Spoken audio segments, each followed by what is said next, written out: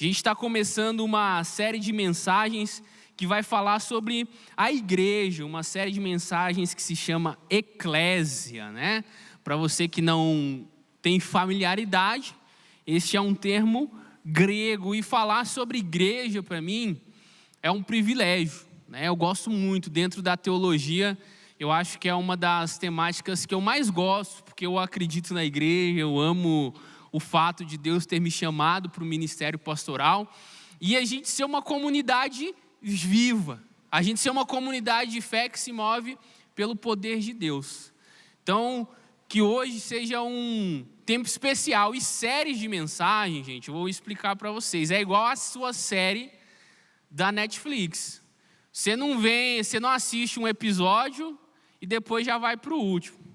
Essa série de mensagens vai ter 4 episódios. Então, se você, por alguma eventualidade, perder um desses dias, que você depois assista na internet para você não ficar boiando aí, tá bom? Então, é importante que você se conecte, que você prepare o seu coração para esses próximos 5 finais de semana, né? Porque os 4 são os da série e depois a gente tem a nossa conferência. Você já se inscreveu para a conferência? Se você não se inscreveu, quem se inscreveu para a conferência, dá o gritinho do crente aí, ó. Aê, o gritinho do crente, isso aí. E quem não se inscreveu, dá tempo ainda. Não fica de fora, tá bom? Por favor. Você é o convidado que a gente quer que confirme aqui, né? Vai ter o pessoal que vai vir ministrar o louvor, a palavra, mas o convidado confirmado que eu quero ver aqui é você com a sua galera, porque vai ser um tempo muito especial para a gente estar junto, como juventude, em unidade, buscando ao Senhor e adorando ao Senhor. Então, a nossa série de mensagens hoje eu quero pedir para que você feche os seus olhos. Não quero começar esse tempo sem orar, sem pedir ao Senhor para que nos conduza aqui. Jesus, muito obrigado por esse culto, por esse tempo de adoração, por esse tempo onde nós ministramos aqui, Deus, um louvor que a gente pede ao Senhor que receba, Pai. Obrigado pela ceia do Senhor, onde nós pudemos juntos celebrar aqui essa ordenança do Senhor, Pai. E que agora, através da sua palavra, o Senhor fale conosco. Em nome de Jesus, amém. Amém. Glória a Deus. Gente, igreja não é um prédio. E embora ela não seja um prédio, ela é a casa de Deus. A igreja também, ela é o corpo de Cristo. Ela é a noiva de Cristo. Ela é uma nação santa. Eu não sei se você já leu ou você já viu algo relacionado à literatura francesa. A história de Atos, Portos e Aramis. Quem sabe do que eu estou falando aqui? Deixa eu ver. Aí, ó. Tem uns que sabem que eu estou falando dos 3 mosqueteiros. E eles tinham um lema entre eles, nas aventuras deles ali, que era um por todos e todos por um. E quando eu estava pensando nessa mensagem, orando, me veio isso ao coração, porque de fato aqui é um por todos. Que é Jesus aquele que nos salva, aquele que nos lava e que nos permite viver. E todos por um, ou pelo menos é o que devemos ser. Todos por Jesus, para fazer o nome dele conhecido. De todas as tribos, de todas as línguas, de todos os povos e nações. A igreja tem esse papel. A igreja tem essa missão. E eu gostaria de pedir para você abrir a sua Bíblia no livro dos Efésios, no capítulo 1. A gente vai ler do versículo 15 até o 23. Efésios 1, do 15 até o 23. Diz o seguinte: por essa razão, desde que ouvi falar da fé que vocês têm no Senhor Jesus e do amor que demonstram para com todos os santos, não deixo de dar graças por vocês, mencionando-os em minhas orações. Peço que o Deus de nosso Senhor Jesus Cristo, o glorioso Pai, lhes dê espírito de sabedoria e de revelação no pleno conhecimento dele. Oro também para que os olhos do coração de vocês sejam iluminados, a fim de que vocês conheçam a esperança para a qual ele os chamou, as riquezas da gloriosa herança dele nos santos e a incomparável grandeza do seu poder para conosco, os que cremos, conforme a atuação da sua poderosa força. Esse poder ele exerceu em Cristo, ressuscitando-o dos mortos e fazendo assentar-se à sua direita nas regiões celestiais, muito acima de todo governo e autoridade, poder e domínio, e de todo nome que se possa mencionar, não apenas nesta era, mas também nas que hão de vir. Deus colocou todas as coisas debaixo dos seus pés e o designou cabeça de todas as coisas para a igreja, que é o seu corpo, a plenitude daquele que enche todas as coisas em toda e qualquer circunstância. Amém. Paulo ele estava escrevendo para um povo que era parecido conosco. A carta aos Efésios ela é direcionada a uma igreja. Muitas cartas do Antigo Testamento, elas são direcionadas a igrejas, mas tem ali no começo ali, fulaninho de tal, que está na igreja tal, graça e paz seja convosco. Mas aqui Paulo ele faz uma saudação a todos os crentes que estão em Éfeso, que eram os Efésios. E é interessante a gente poder observar isso, por quê? Porque nós nos parecemos com aquele povo. Aquele povo, eles tinham recém-descoberto a graça salvadora de Jesus. Era um povo pagão, um povo idólatra que adorava vários deuses, a várias estátuas, mas eles tinham conhecido e experimentado a graça salvadora de Jesus. Mas mesmo assim eles ainda tinham algumas dúvidas, eles ainda não sabiam viver em comunidade. Então Paulo os escreve, a fim de instruir, para que eles possam glorificar o nome de Jesus em tudo que eles fizerem. E nós que estamos aqui hoje também precisamos glorificar a Jesus em tudo o que nós iremos fazer. A igreja ela é criação de Deus e a igreja é criada para produzir boas obras. Você pode falar assim, pastor, mas a gente não é salvo pela graça mediante a fé? Sim, mas nós somos criados para produzir boas obras. Essa graça que nos alcança, ela precisa alcançar as outras pessoas também. E essa é uma das missões da igreja, da eclesia, de evangelizarmos, de levarmos adiante a mensagem do evangelho. E eu queria destacar com vocês aqui alguns aspectos, porque é importante a gente entender que a igreja, ela se move pelo poder de Deus. É a primeira coisa, a igreja ela se move pelo poder de Deus. O Salmo 84, versículo 10, ele diz que mais vale um dia em tua casa do que 1000 outros em outro lugar. Prefiro estar à porta da sua casa. E a igreja, que é a casa de Deus, é onde Deus manifesta o seu poder também. Não apenas dentro da igreja, tá bom? O poder de Deus ele é para ser manifesto em todos os lugares. Mas a igreja de Jesus, ela se move e ela se desenvolve através do poder de Deus. Efésios, nesse texto que a gente leu, no versículo 19 e 21, ele fala da incomparável grandeza do poder de Deus para conosco, o poder que ele exerceu em Cristo e o poder que está acima de todo domínio, governo, potestade. Sabe, meus irmãos, o poder de Deus nos mostra que a gente precisa de clamar por isso. O poder de Deus ele está acessível para todos nós, mas nós precisamos clamar para que se manifeste em nosso meio. É interessante a gente poder observar, porque o poder de Deus ele está acima das estratégias e das habilidades que nós temos. Uma igreja ela não cresce baseada em estratégias. Ela não cresce baseada em habilidades ou em competências técnicas. Tudo isso é importante, Deus usa tudo isso. Mas uma igreja, ela só cresce pelo poder de Deus. As pessoas que se convertem, isso que acontece aqui no nosso culto, não é fruto de bons músicos. Não é fruto de uma boa canção. É fruto do poder de Deus. E muitas vezes a gente valoriza muito mais as estratégias e as habilidades e nos esquecemos de clamar pelo poder de Deus.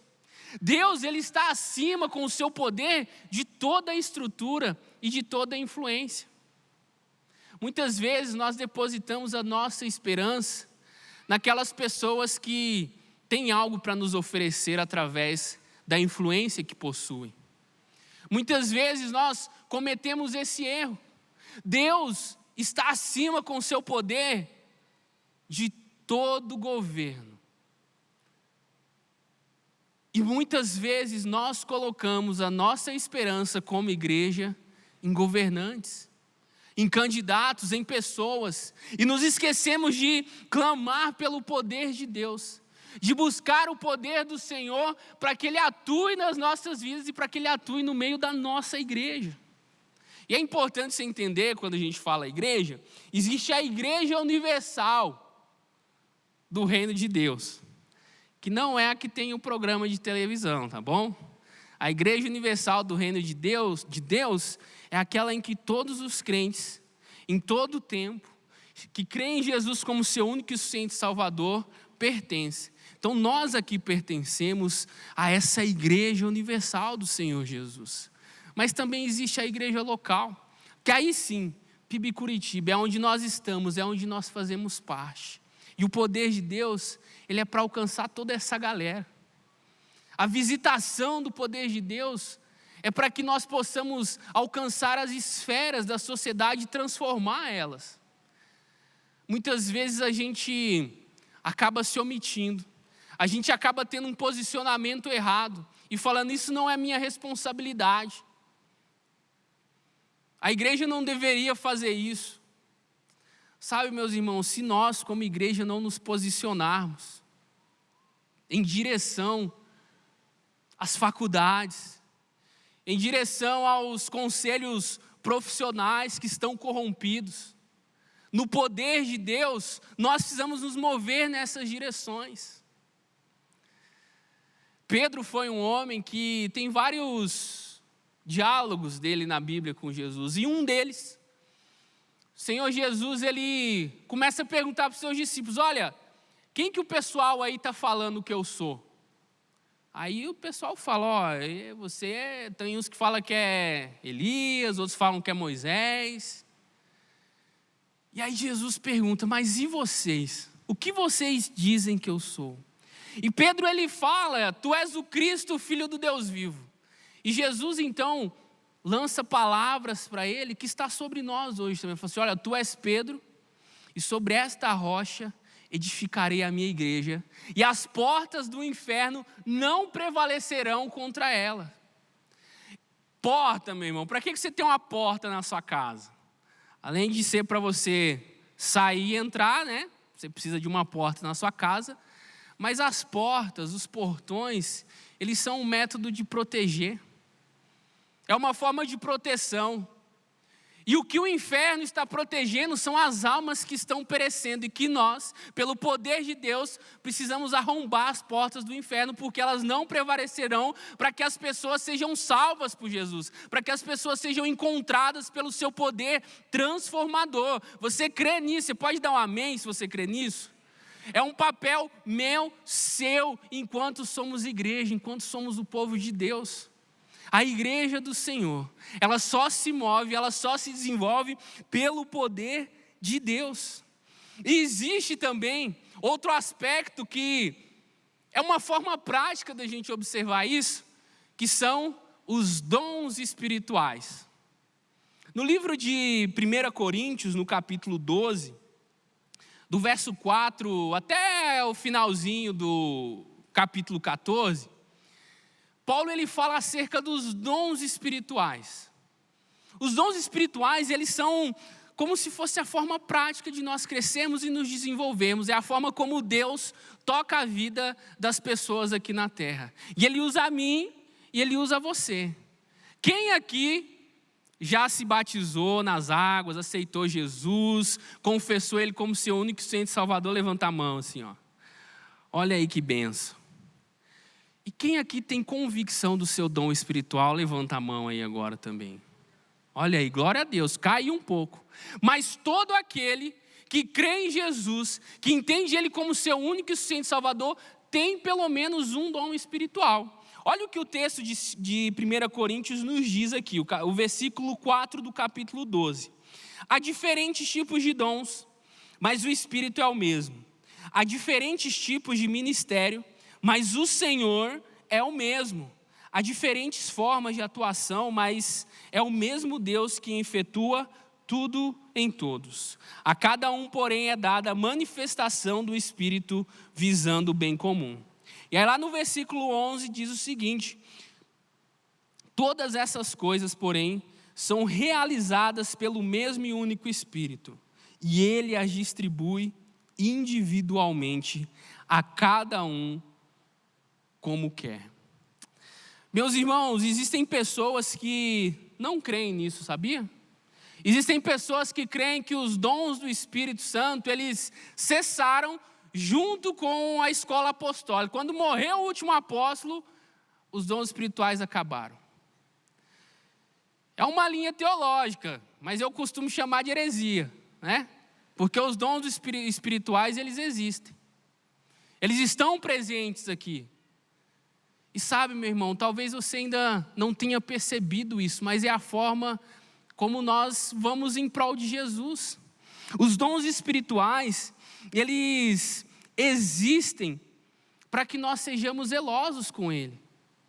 Existem pessoas que têm zelo pelos dons espirituais, que sabem quais são e têm temor em usar. Eu vou usar meu exemplo aqui agora para clarear para você, né? Um dos dons espirituais que já me falaram que eu tenho, eu já entendi que eu tenho, mas às vezes eu ainda fico meio inseguro por conta desse temor, é o dom da palavra, né? Por quê? Porque me parece que quando eu prego as pessoas entendem e são levadas a tomar uma decisão diante de Jesus. Pode ser que você não está entendendo nada do que eu estou falando aqui, daí depois você me fala, pastor, eu acho que você tem que rever se é esse dom mesmo que Deus te deu, tá? Mas quando eu vou estudar para preparar uma mensagem, orar, eu sempre fico com o fantasma da última mensagem. Assim, meu Deus, eu não posso falar o que eu já falei, não posso ficar repetindo. E eu realmente acho, tipo assim, cara, se eu falar sobre isso, eu vou estar sendo repetitivo do que eu falei da última vez. Mas é algo sobrenatural que acontece. Eu começo a ler e parece que as coisas começam a fazer sentido de uma forma que até então não faziam. E depois a gente consegue transmitir isso. Existem pessoas que têm o dom da hospitalidade. Quem aqui tiver o dom da hospitalidade, me chama para almoçar, para ver se tem mesmo, né? Tem as pessoas que têm o dom de serem generosos. Sabia que a generosidade, além de um princípio cristão, existem pessoas que a alegria delas, Deus usa a vida delas para suprir a vida de outras pessoas, porque é um dom espiritual que elas têm também. Lá em casa, a minha esposa, eu vejo muito esse dom hospitaleiro nela, né? Minha sogra, meu sogro, eles também têm esse dom espiritual, assim, de receber as pessoas, né? Foi numa dessa que deu tudo certo, eu me casei com a filha dele, né? Me chamaram para ir lá. Deus tem um propósito em tudo. Só que eu acho interessante, porque os dons espirituais, eles não são para satisfazer a nossa carne. Eles não são para satisfazer aquilo que eu quero ou para eu tirar algum benefício. Eu me lembro que sempre que os meus sogros levavam alguém para estar com eles lá, era para eles ou falarem de Jesus ou exortar alguém. Recebiam bem, era bolo, era, né, quando era de tarde, cafezinho, feijoada na hora do almoço, lasanha, mas sempre tinha a palavra do Senhor. Um alinhamento a ser feito. Os seus dons espirituais, ele é para edificar a igreja, ele é para edificar as pessoas. E existem pessoas que usurpam os dons espirituais, que usam em benefício próprio e não estão à disposição de Deus. Satanás, ele tem as suas habilidades, ele é mentiroso, ele engana e ele imita. E muitas pessoas se movem baseado em habilidades e em competências, mas não pelo poder do Espírito através dos dons espirituais. Isso é fogo estranho. Isso é fogo de palha. O Senhor nos chama para os dons espirituais serem usados com temor a Ele, para os dons espirituais serem usados em prol da igreja. É um por todos e todos por um. E tem o dom da polêmica, né? Que é o dom de línguas. Quer ver? Isso aqui eu vou perguntar aqui, você não precisa levantar a mão não. Mas você tem o dom de línguas, irmão? Né? Não precisa levantar a mão não, que eu sei que é meio polêmico, mas eu vou te ajudar. A palavra do Senhor é para nos instruir. A palavra do Senhor nos diz que esse dom ele é para edificação pessoal. E talvez você já tenha ouvido que os batistas não creem nesse dom ou em alguns dons espirituais. É mentira, tá? A gente crê sim, a gente tem zelo, que é diferente. Não força a barra não, irmão. Eu sei que às vezes é legal, você vê a pessoa orando lá, dando aquelas rajadas, e aí você começa a forçar também ali, né? Um chuta lá para trás, chacaramaná e por aí vai, para ver se vem o negócio. Mas é fogo estranho. A gente precisa de pedir ao Senhor para que Ele nos entregue os dons espirituais. E o dom de línguas é como qualquer outro dom. Quem dá é o Senhor. Quem permite que ele aconteça é o Senhor. Para uma situação específica, para ministrar a vida de alguém. Eu tenho um amigo que, quando eu me mudei para cá em 2013, eu morei numa república. Olha só, a República de Estudantes de Teologia. E estudante de teologia, no primeiro ano, ele acha que ele vai entrar para a Trindade e vai ser a quarta pessoa da Trindade. Ele acha que sabe de tudo. Aí o pastor dele não sabe nada, a Bíblia está mal escrita e por aí vai. E aí um dia eu estava lá nessa vibe nojenta de primeiro-anista de teologia e conversando com um amigo meu assim, ele contando uma experiência pessoal. Tá, irmãos? Experiências pessoais, elas não substituem o que a Bíblia diz, mas isso aqui é para estimular a sua fé. Talvez você tenha tido a experiência com o dom de língua e não entendeu. Talvez isso te ajude.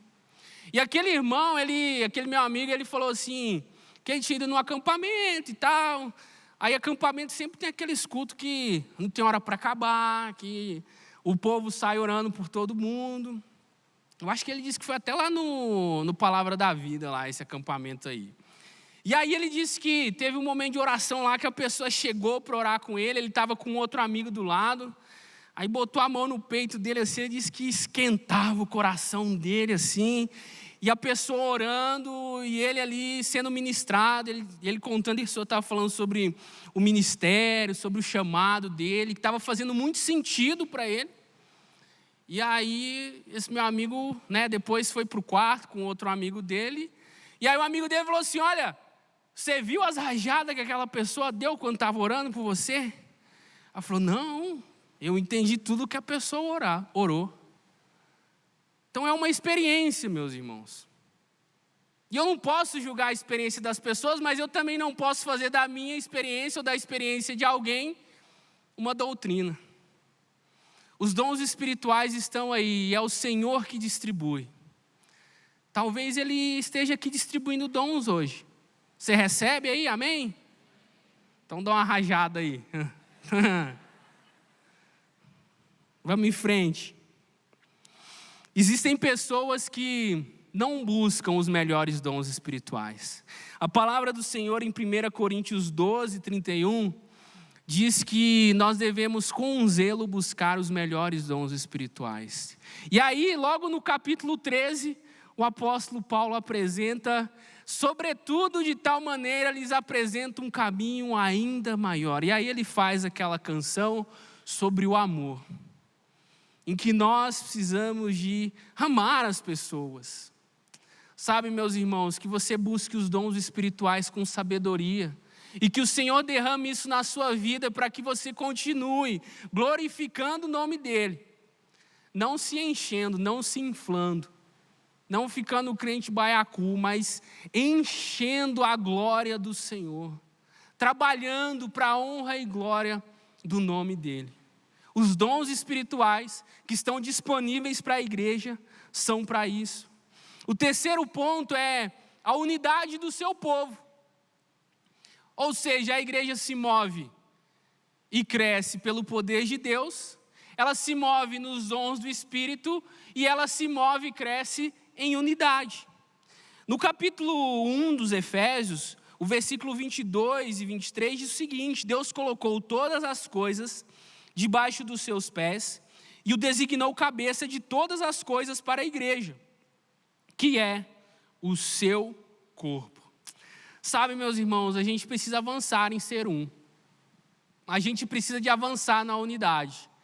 Agora eu estou parecendo o pastor Lucas aqui, né? Aquele que gosta desse negócio de falar da unidade, né? E é uma bênção. E eu visto a camisa mesmo, porque é o chamado para a igreja, para o Senhor Jesus.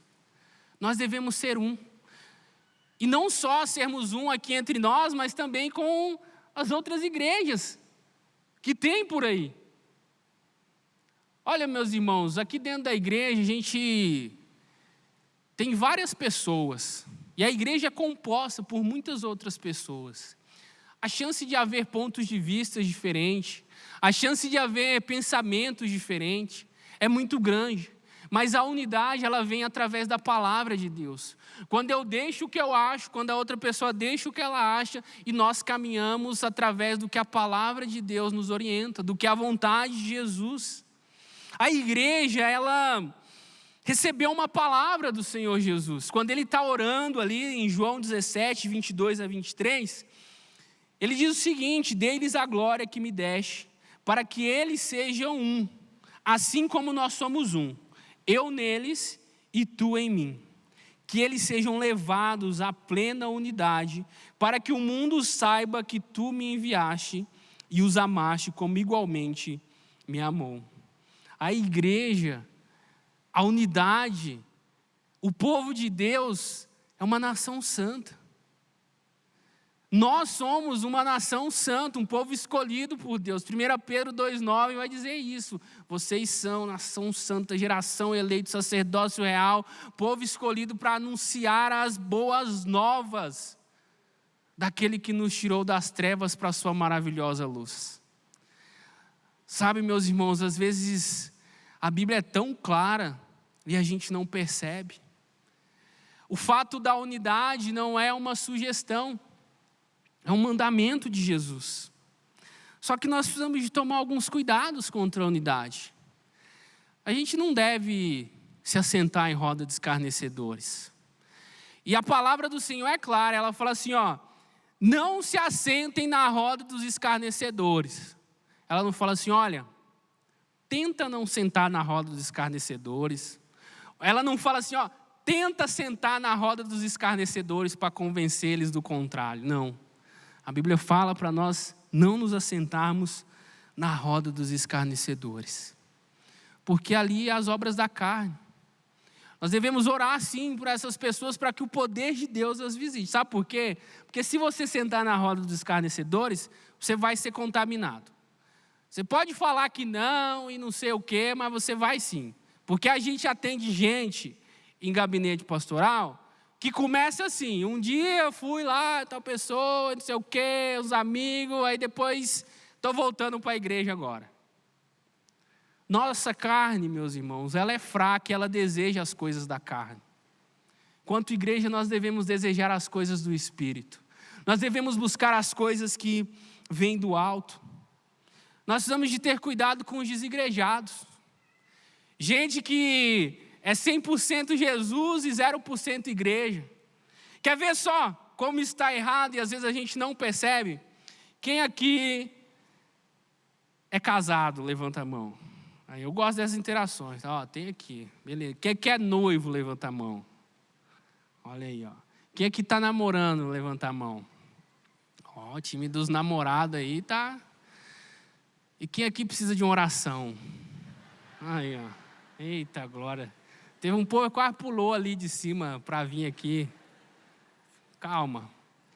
Mas sabe, meus irmãos, você que namora, é noivo ou já é casado, o que você ia achar se eu chegasse para você e falasse assim, cara, você, olha aqui, é demais.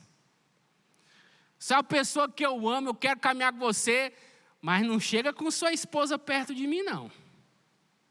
Quero distância. Basicamente é isso que acontece. Jesus é o noivo, a igreja é a noiva. E as pessoas rejeitam a noiva de Jesus. E a nossa missão enquanto noiva, convidar essas pessoas para fazer parte. Não faz sentido algum, mas é o que Jesus nos ordena, é a nossa missão. De pregar para um mundo caído, que tem aversão a nós, que nos ataca, para que eles entendam quem é Jesus e quem é a noiva de Jesus. E eu não sou uma pessoa alienada, meus irmãos. Eu sei que igreja tem as suas dificuldades de relacionamento. E eu já vou te dar uma dica. Se um dia você achar a igreja perfeita, você fica aqui. Você não vai lá atrapalhar, não. Tá bom? Porque muitas vezes a gente faz isso, a culpa é do outro, o problema é o outro, só que nós somos cheios de mazelas, somos cheios de pecados, cheios de preferências. Mas nós somos a igreja e nós devemos caminhar junto até o dia que o Senhor Jesus vai vir nos buscar e nós seremos assim como Ele.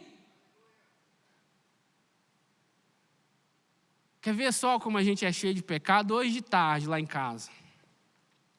História de casal é sempre bom, gente, porque é meio que acontece com todo mundo, assim, eu estou percebendo isso. Coloquei o controle da televisão em um lugar e me esqueci aonde coloquei. O que eu fiz? Maria Eduarda, cadê o controle? Onde é que você colocou? E não sei o quê, não sei o quê. Aí depois eu lembrei onde eu coloquei. Aí tive que trocar o cálice com ela na ceia. Amor, me perdoa, né, e tal, vacilei. Está aqui o cálice. Meus irmãos, a gente é cheio de defeito. A gente erra mesmo. Mas não é lá fora que é melhor do que a igreja do Senhor Jesus, não. Nós somos dele, nós estamos aprendendo. A cada dia nos tornando mais parecidos com o Senhor Jesus, com o que Ele tem para nos ensinar. Você crê nisso? Amém? Você dá um amém aí? Você aqui junto comigo, a gente cheio de defeito, é a gente que Deus vai usar. É nós que somos a igreja dele. E eu queria destacar um último aspecto com você. Dentro da unidade, às vezes a gente menospreza uns aos outros. A unidade é para a gente atender, para a gente servir a criança, o idoso, o adulto, o que tem necessidade especial. A palavra do Senhor no livro de Joel, ela nos diz o seguinte: e depois disso derramarei do meu espírito sobre todos os povos. Os seus filhos e as suas filhas profetizarão, os velhos terão sonhos e os jovens terão visões. Quem aqui já, agora papo aqui com os jovens da igreja, já colocou um idoso para ultrapassado? Os costumes e as práticas como obsoletas, como ostracismo. E a gente deixa de aprender. A promessa do Senhor aqui, a gente fala sobre o derramar do Espírito nesse texto de Joel. Mas é justamente por isso, jovem, ele não costuma ter visão. Porque para ter visão precisa ter maturidade. Idoso não costuma sonhar. Por que ele não costuma sonhar? Porque está morrendo. Vai sonhar para quê? Mas o milagre do Senhor na igreja é justamente esse.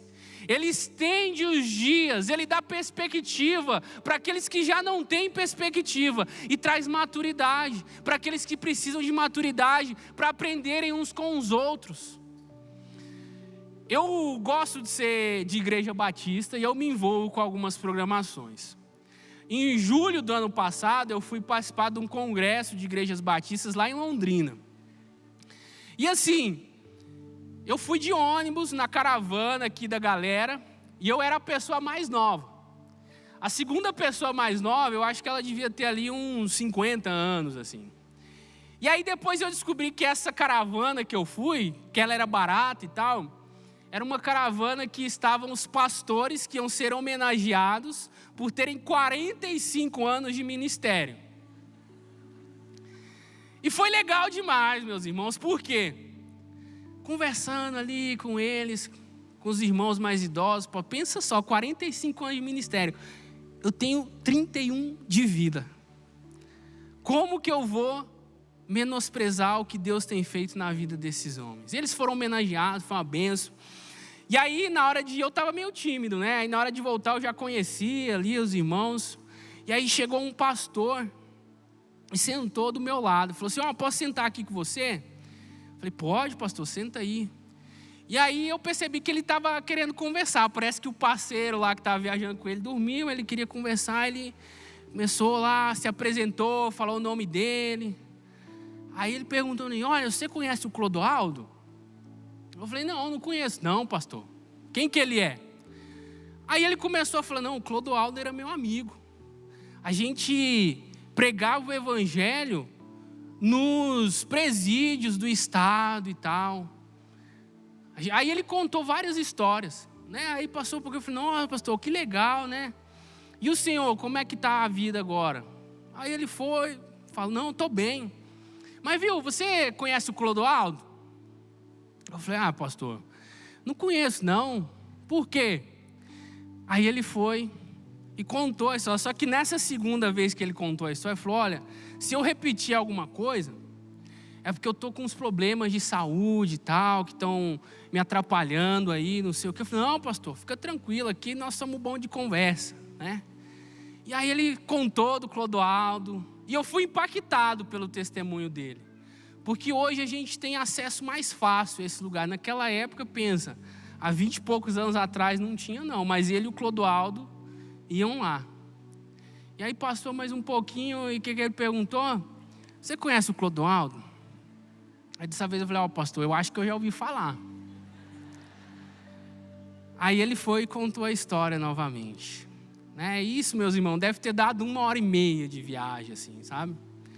E foi uma bênção, porque talvez aquele homem não tenha tantas lembranças por conta da condição de saúde dele. Mas ele se lembra do que o Senhor fazia através da vida dele, do amigo dele. E o que o Senhor tem feito através da nossa vida. A gente pode aprender com os mais velhos, a gente pode servir aos mais velhos, nós que somos jovens. A gente devia repensar sobre isso. A gente devia entender que tem algo além disso. Nós precisamos de olhar para as pessoas, qualquer pessoa dentro da nossa igreja, entender que Jesus morreu por todos. E que nós estamos aqui para a honra e glória do nome dele. E sabe, meus irmãos, eu queria pedir agora para você fechar os seus olhos e refletir como tem sido o seu relacionamento com o Senhor da igreja, que é Jesus, e com a própria igreja. A gente deve ser um. Isso é um mandamento de Jesus. A gente não tem essa sugestão dele. E a igreja é a resposta para um mundo caído.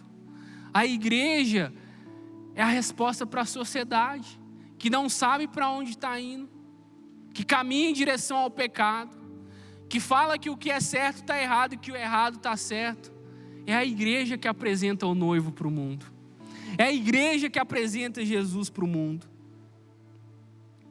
Eu queria pedir para você, ao refletir sobre isso, você pode continuar sentadinho, mas eu queria uma decisão sua hoje, ou uma reavaliação. Jesus, ele nos lembra que nós somos a igreja dele, que nós somos o povo escolhido, sacerdócio real, sua nação santa. A gente não está aqui por acaso. Jesus, ele nos chamou para uma missão, para viver no seu poder, para exercer os dons do Espírito, para viver em unidade. E a minha pergunta para você é: será que nós estamos vivendo como igreja? Será que nós estamos buscando viver como igreja?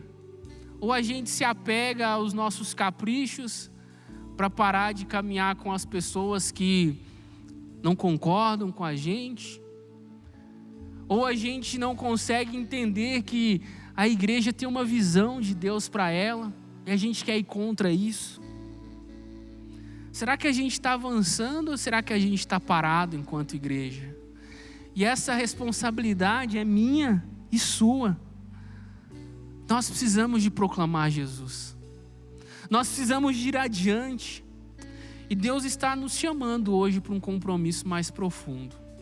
Queria que você ficasse de pé agora e com seus olhos fechados. Ficar de pé aí é só para facilitar o trânsito aqui agora. Porque eu queria fazer 2 convites para você. O primeiro deles é para você que entende que Jesus está te chamando. Para você que entende que Jesus está querendo salvar a sua vida, que Jesus está querendo dar dons espirituais para você e que você viva em unidade. Você precisa entregar a sua vida para Jesus. Não adianta nada você vir na igreja sem Jesus no seu coração. Nós precisamos entregar o nosso coração para Jesus. E assim, de olhos fechados, como você está, eu queria sentir assim, não, eu quero entregar a minha vida para Jesus. Queria pedir para você levantar a sua mãozinha aí no seu lugar para eu poder orar por você. Amém. Glória a Deus. Glória a Deus. E o segundo convite que eu queria fazer é sobre o nosso compromisso com a noiva do Senhor Jesus. Talvez essa semana você falou tanto da igreja, que é isso, que é aquilo, ou que tem que mudar isso e aquilo.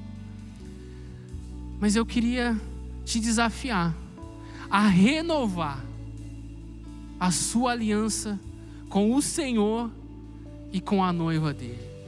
E com a igreja, talvez seja o desejo de servir mais, de se envolver mais. Ou simplesmente de parar de falar mal dos pastores da igreja. Ou simplesmente parar de falar mal do estacionamento, das coisas que, sim, nós precisamos melhorar, mas nós somos a igreja. Mas nós temos uma responsabilidade, cada um aqui, de nos posicionar diante disso. Você que entende, que fala assim, não, eu quero mudar a minha relação, o meu relacionamento com a igreja. Eu quero pedir para você também erguer a sua mão aí no seu lugar. Você que quer fortalecer isso, para você que quer se interessar mais, se envolver mais. Pois é tempo disso, nós somos a igreja do Senhor. E eu quero orar pela sua vida. Pai, eu quero pedir para os nossos irmãos aqui, que entregaram a vida ao Senhor, e que agora estão se alinhando contigo em relação à sua noiva, em relação à sua igreja, Pai, que o Senhor abençoe as decisões, que a gente possa sair daqui diferente, com uma nova perspectiva, entendendo que o Senhor nos chama para manifestar o seu poder, que o Senhor nos chama para que os dons espirituais sejam usados através das nossas vidas pelo Senhor, para a gente viver em unidade, para a gente ganhar o mundo lá fora, para que façam parte do teu reino, para que proclamem o Senhor como único e suficiente Salvador. Em nome de Jesus, amém, amém.